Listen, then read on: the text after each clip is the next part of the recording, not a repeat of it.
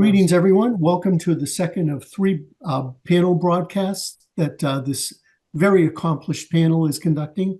By way of introduction, my name is Ken Somers. I spent 40 plus years in major corporate settings, lived in 6 different countries as an expatriate, and about 4 or 5 years ago decided that I'd had enough of the corporate sector and set up my own practice. But my role today is to moderate a very distinguished panel of subject matter experts. Today, we're going to be talking about organizational culture, but let me introduce first our panel. Ali Shami is a former senior manager at the Boeing Company, where he led teams in operations, customer service, customer engineering, sales and marketing, product development, and other areas. He is the founder of FTD Global, which provides training in cultural sensitivity and leadership. Ali recently co-authored the book, Partnering Successfully with American Firms, with Stephen Howard, another of our panelists today. Philip Berry has over 30 years of human resources experience, including 13 years in senior HR roles at the Colgate-Palmolive Company, including HR Director of the International Business Group, VP of Human Resources for the Latin America Division, and VP of Human Resources for Europe. He has worked in 60 countries and today runs his own executive consulting and personal branding consultancy. He has also served on the boards of the City University of New York and the Asia Society. Philip is also an author, and his book is his top-selling book, I should say, is Being Better Than You Believe, 8 Steps to Ultimate Success. And our third, and certainly not least panelist, is Stephen Howard, the award-winning author of 25 nonfiction books on leadership, personal and professional development, business growth, and decision-making. Stephen has coached, mentored, and trained over 12,000 supervisors, managers, leaders, executives, and entrepreneurs across the globe. Stephen brings a unique multicultural perspective since he's lived in Singapore, Australia, and Mexico City, and has worked extensively across Asia, Europe, the Middle East, and the South Pacific, and of course, North America. Quite a distinguished panel. We have a busy agenda, so I'm going to get right to it. So again, our topic today is organizational culture. And let me pose our first question. And Philip, we're going to go to you first.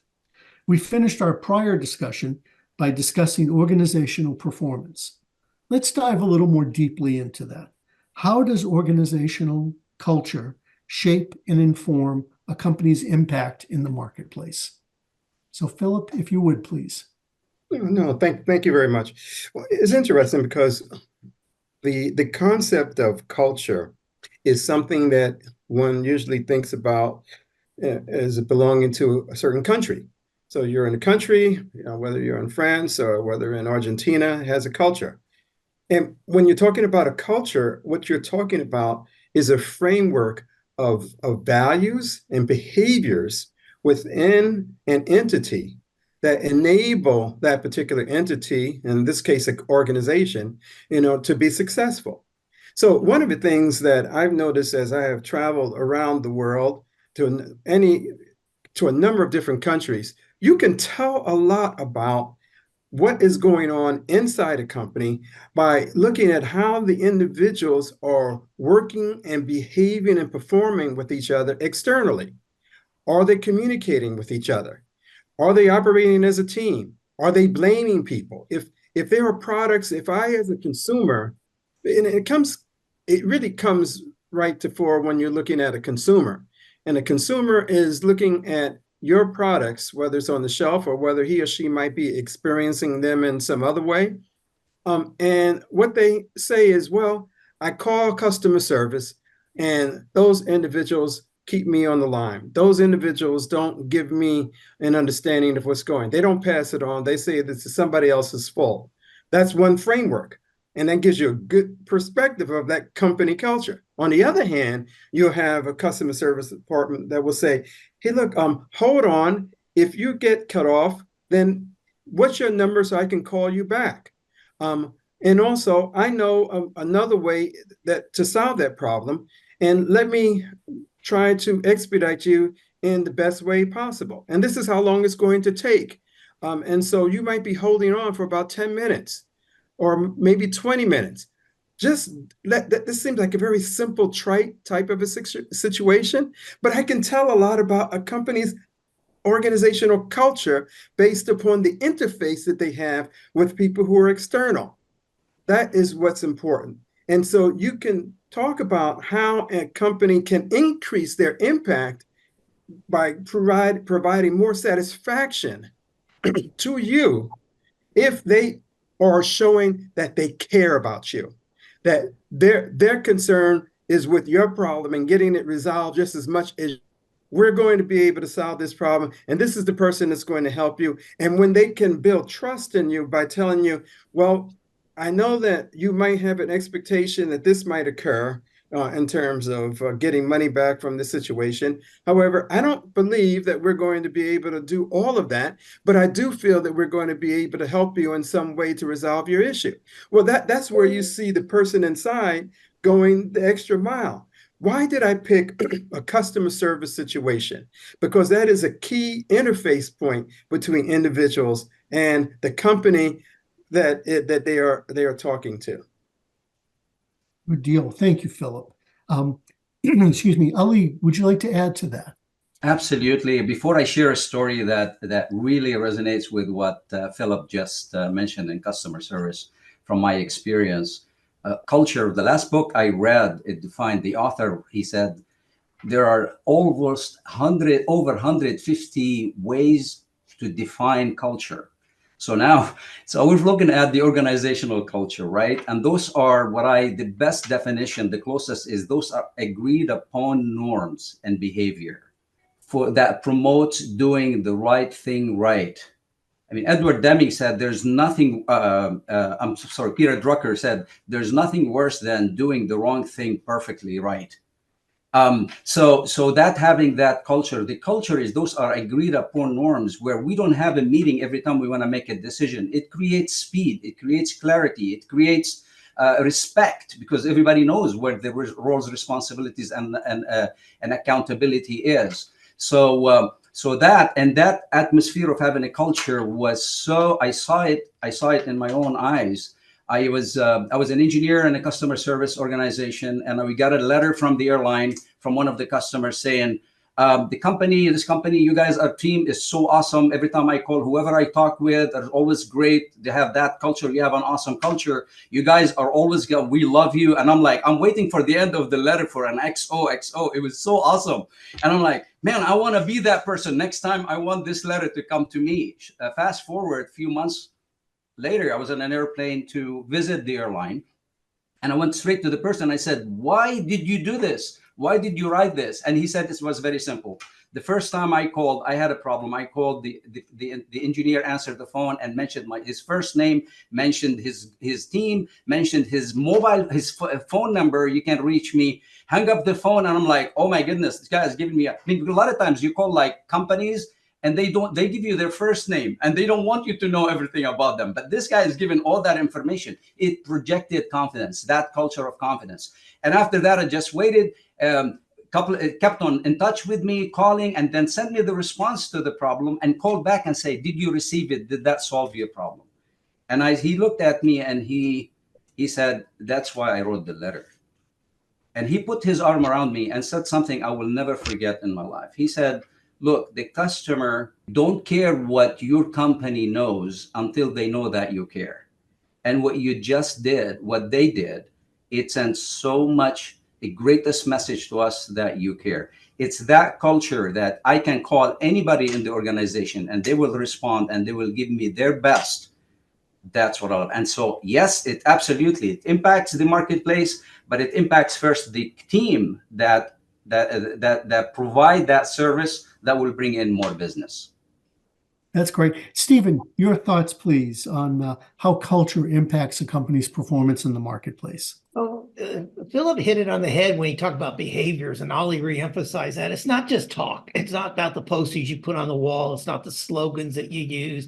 I'll give you a great example. I was consulting to a company in Singapore, on their corporate image. And they had all these wonderful posters in the manufacturing. They had this big banners. This customers are number one and customers are the most important. And when I did my presentation about their culture, I showed them that you talk that, but you don't walk it. And the example was, as you all know, it rains a lot in Singapore, right? Well, the 5 closest parking slots to the front door were reserved for the executive team, all of whom had drivers and chauffeurs anyway. And it was covered. And where the customers had to park and the employees had to park was about 50 meters away or 50 yards away. And people had to walk in the rain through the asphalt that had been dug up and potholes and puddling water and everything else. And so if a customer ever visited the site, they were far from number one. And I give the credit to the management team. They changed that. They actually moved the customer parking up front over time, and even created an employee of the month parking space as well for one person who could park there. So it's what you do. It's not just what you talk. I want to extend this a little bit for our audience. Beyond organization culture, each of us as leaders creates a climate in our area that we have influence over. So I was vice president of marketing at Citibank. We had a Citibank culture, great culture at Citibank at the time. But the climate in my department, my marketing department, was very different than the climate in the chief financial officer's department or the branch manager's department or the IT department. So we create our own climate. I have a client of mine in the IT industry, and he's very senior, head sales, North America, Latin America for his company. And at the bottom of every email, he has a line that says, and I'll paraphrase it, "We work in a high pressure 24/7 environment. I am sending this email at a time that is convenient for me. I only expect you to respond at a time that is convenient for you." So he takes the pressure off people. If he sends an email on Saturday, he doesn't expect a response on Saturday. If he sends it at 8 o'clock at night, he doesn't expect somebody to, interrupt their dinner and answer right away. And he walks that talk and he tells people, do not respond. I can wait unless it's urgent. And if it's urgent, I'll flag it as immediate attention. That's walking the talk. And that's creating an organizational climate within the area of the business that you can influence and lead. Thank you. And Stephen, I'm going to be coming back to you first for this next question, so don't go too far away. Frequently when we talk about organizational culture, it will bleed into change and change management. So as you address the topic of organizational change with your clients or in your employers, is this in your experience, is change primarily a top-down or a bottom-up proposition? And again, Stephen, let's start with you. It's a top-down typically, although at the bottom level, at the customer interface, I've seen a lot of, if you empower your employees to make changes, then you'll get some really great changes, particularly at the, like in the branch at Citibank. We had our branch managers were empowered, and they would make changes within their branches and then share it with the other branch managers. And on the executive team, we'd hear about it after the fact, which is great. But most change, the strategic change particularly, is going to be top down. But here's the thing people have to remember. Mid-level managers are the glue between strategy and execution. So you can have a great strategy, but if you don't have that glue, that bonding on both sides, so the mid-level managers, not your senior managers, not your people at the coalface, but the mid-level managers, they have to understand the strategy on one side, and they have to be able to execute it and hold that together. And they're the glue, but they have to be given the right resources to do so.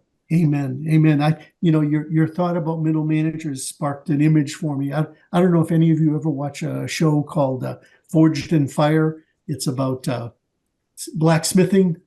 Well, I'll finish the thought real quick, but it's going to be quickly lost. When you make a knife and you put the handle on the knife, putting a pin between the two sides of the handle is this. I was thinking of that as a metaphor for the middle manager because it really holds it all together. And so let me go back on culture and change to Philip, please. In order for change to occur, there has to be an impetus, and there has to be a stimulus. There has to be a feeling and understanding that there's something that is going on now that maybe should be done a little differently. I mean, this is what we're hearing right now in many organizations. However, the signals to make it happen, to initiate change, are not picked up by individuals who are in the senior management group and even and they're not heavily communicated by the middle management group. And so there's a role that middle, top, and down across the board have to have in a change process. Everybody has to be involved. But there's no involvement if we don't have people, one, reading the right signals, picking up and making it okay for individuals to say, this is what's wrong in this organization. This is what can be done differently. Need to have a little bit more of this. People want to work in this particular way. If people don't pick up on the signs and signals around that, then change will not occur. And that's why I say that it starts from the bottom. It's almost like it's the keeping your ear to the ground and also making it okay for individuals to bring up their concerns, their complaints, their wishes, their dreams, their aspirations, and providing an environment from an organizational cultural standpoint that makes it okay for those conversations to take place. One of the jobs that I had in my role in senior management was to be not just the report to the CEO in a particular situation, but to be that person's coach. And to be that person's coach, what I did was not work with them just on broad communication skills, but work with them on listening skills. Are they doing things necessary so that they hear what's going on? Because everybody is going to be, and matter of fact, that can be even more disastrous in certain cultural frameworks where it's not okay for individuals to say anything about the boss. Don't bring me any bad news. Don't talk about something that's unpleasant. Don't bring up concerns. Where if you do that, then you're going to be liable for being terminated. We need to make it okay for people to bring up ideas and thoughts. And we need to make it okay and give senior leaders the type of skills where they can go and be more empathetic with understanding the situation that people are going through. That's why we're going to maybe have this great resignation taking place, because a number of senior leaders aren't picking up on the cues. They're not listening. And we need to have more of that happening.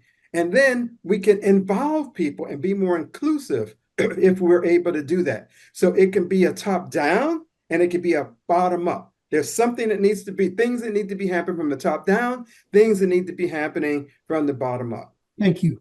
Ali, I know you're eager to add to this conversation. I really love what I'm hearing, and I second everything that was said. I'm not going to repeat everything that was mentioned, but I agree.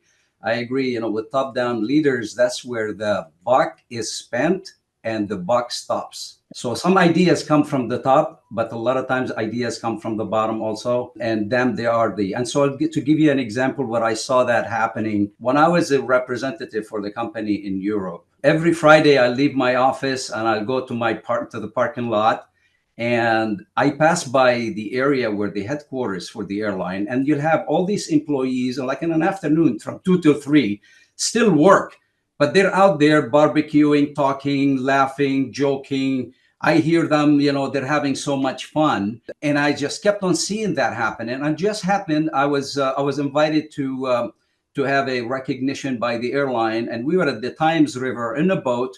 And I see the president of the airline from a distance. So I reached out and I say, tell me, I passed by your headquarters and I see everybody is just having so much fun. And why? He said, stop right there. I know what you're going to tell me. Why is this happening during hours? I said, yeah, that's what I was going to ask you. He said, Ali, you won't believe how many problems we solved just by people leaving their offices and while eating, talk about issues. People who could not stand each other, they are talking. That is the culture that I want to create. That's the change. The only way I can create a change is create an environment conducive to change, that people are willing to share information. There are people that feel very compelled, psychological safety that Stephen mentioned earlier. And absolutely, I agree with Philip, but it could be from the top, from the bottom.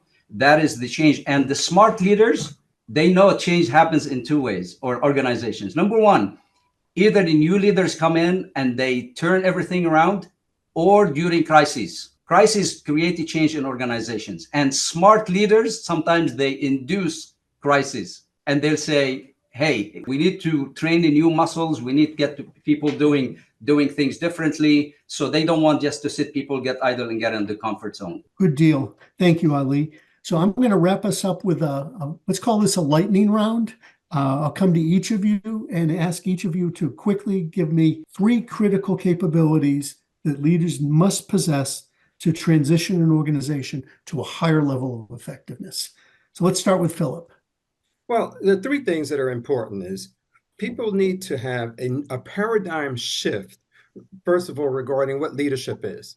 And so that paradigm shift would consist of these 3 areas or capabilities. One, that communication doesn't mean I'm telling you, I am dictating to you what to do. It means that I am listening to you.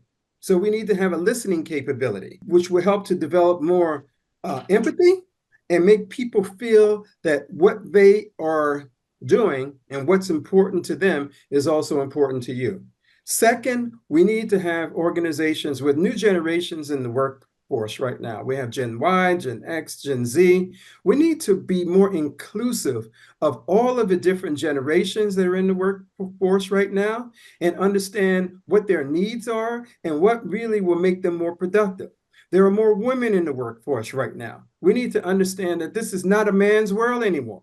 It's a world where we need to incorporate different ways of thinking and also understand that there are issues outside of an individual working that impact his or her performance.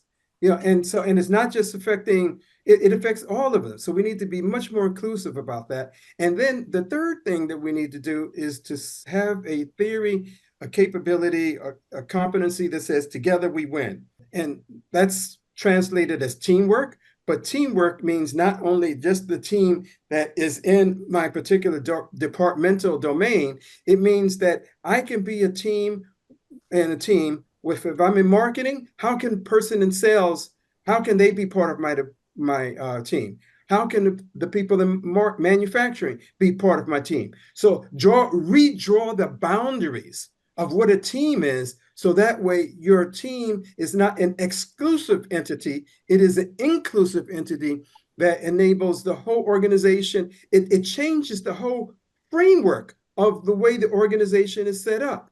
We draw the boundaries of organizations. Like, we always have boxes that organizations draw their lines up in boxes. What we need to do is to have the organization drawn as concentric circles. So that way you can see who else can be in this circle of influence in order to change and rectify the problem.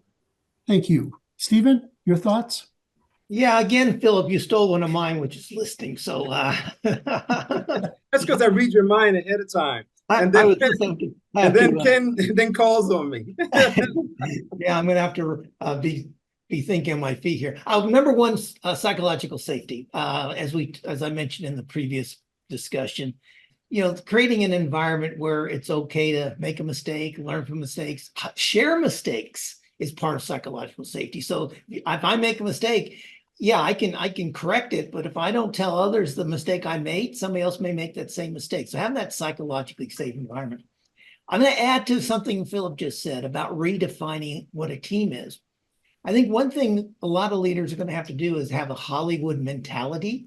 The way Hollywood produces movies is they bring people together. They bring a producer together, directors together, actors, actresses, gaffers, support staff, and they film a movie, and then everyone splits and goes their separate ways. They're not on contracts. And then the next movie comes up another year, and they bring some of those same components in. And I use this strategy very successfully in Asia when I was running annual meetings for MasterCard Asia Pacific. And I brought people in every year. We got together for about 5 to 6 months, ran the project, and then we disbanded. And the next year we brought them all back in again. So I think that mentality of redefining what a team means, and it's not just people who are on your payroll.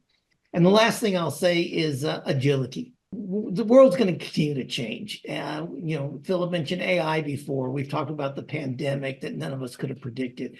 So being agile and planning for agility. Right now, when something happens, we put SWAT teams together and we react.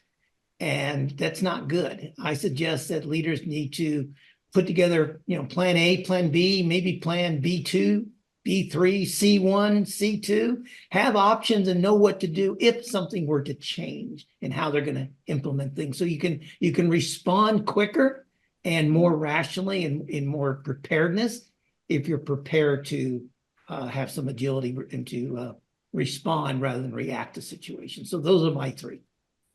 Thank you.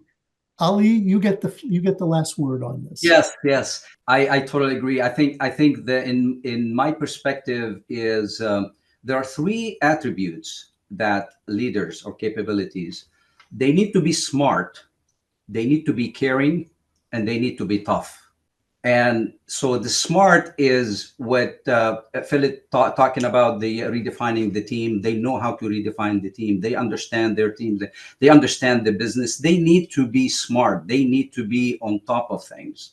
And at the same time, understand the psychological safety that Stephen talked about. How can I get the best out of the employee? How they can get the best out of themselves? Smart, caring, and tough. Smart, understanding, caring is the heart. So if you can replace the smart, caring, and tough with mind, heart, and fist. I was about to use fist, and I'm like, that fist sounds a little bit too rough.